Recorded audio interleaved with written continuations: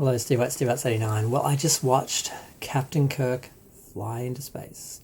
Willam Shatner did his space flight. Now, I didn't realize this was supposed to happen yesterday because I'm not a huge Willam Shatner fan. I met him in person. He was horrible. I don't have anything good to say about him. But when that spaceship was sitting there on like the thing, and they're doing the countdown, I'm like, oh, this is really real. He's actually going to go up in space. This thing is going to just start spewing out flames and it's going to take off, and this is real. And I started having flashbacks to Challenger because everyone was watching Challenger because there was the teacher going up and everything. And I thought, God, what if this goes wrong?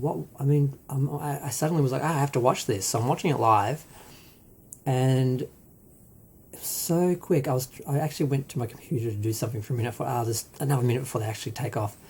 And then the fire started coming out, and I came over and I just watched it, and suddenly, boom, it's just going up, and I'm like, oh my God, is it going to be okay? Is it going to be okay? I was actually scared for him. Even though I don't like him, I was still scared for him. He's still Captain Kirk. There's an Australian in there as well, because there was one employee, Willam Shatner, and two people who actually paid. They actually paid like $250,000 to take the flight. Shatner was invited and apparently didn't have to pay. Now, whether they paid him for all the press he's given them, because this was being covered live on national TV and everything, because it's Captain Kirk going to space. It's a big deal. They were really smart to do this, and people suggested using Willam Shatner and people like that to get attention to the program, because they want the contract to go to the moon and build a moon base. But I think the other rich white guy who's going to space and doing space travel actually has a contract for that. There's a whole lot of politics. I don't know about it, but they went up. Apparently it was only a 10-minute trip, and they were going to have 3 minutes, only 3 to 4 minutes actually in space, in the gravity-free sort of space where they get to float and everything. And I was watching, and it went so quick because I were watching it go up, and then they actually watched it separate. They actually had the main section separate from the little pod, and I'm like, oh, I thought it was going up and coming down. What happened? So they just leave the pod up there, but the main part came down on its own, because this was all, no one's actually flying this in the actual spaceship. It's actually it's all automated and done. So it came down, it landed, and by the time it landed, they were coming back down, and they had the chutes out and they're coming down. I'm like, that was quick. I guess the whole time that's coming down and we're paying attention to that, we sort of missed the flight part of it because they didn't have any live feed from inside of it. So we're going to have to wait until they come down to actually see what happened on the flight.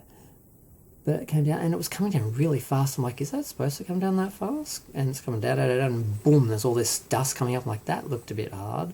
I hope that was the speed it was meant to go.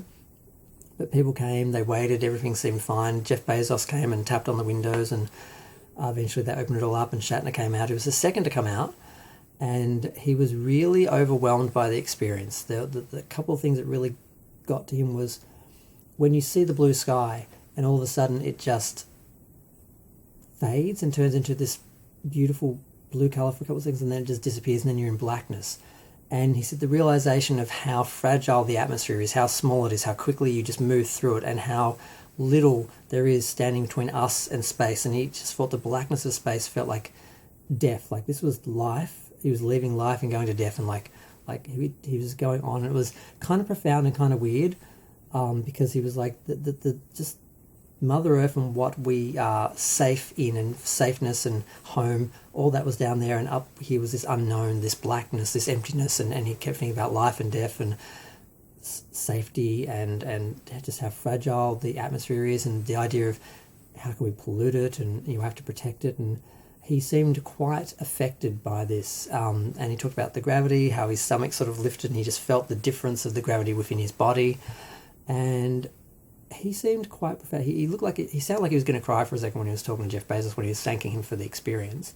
And he said, I just wish everyone needs to have this experience, and I just wish I could keep this feeling forever. I don't want to lose this feeling of awe and just the amazing feeling of this, and how it made me feel just how small everything is and how big the experience was and all that and so forth. It was kind of interesting to see him. He wasn't quite rambling, but he was trying to get his thoughts together. But I'm glad he's safe. I'm glad he came down. if something had happened, it would have been horrible. And the idea, I was watching that, I'm like, please let nothing happen. Do not want to live Challenger again. No one wants to see that again. So yeah, I'm done. I've ranted for 5 minutes. I just caught that because I just noticed to see that Star Wars girl was covering it live. I'm like, oh, is that today? Is that happening now? And then I looked, and there it was 6 minutes till 6 minute countdown.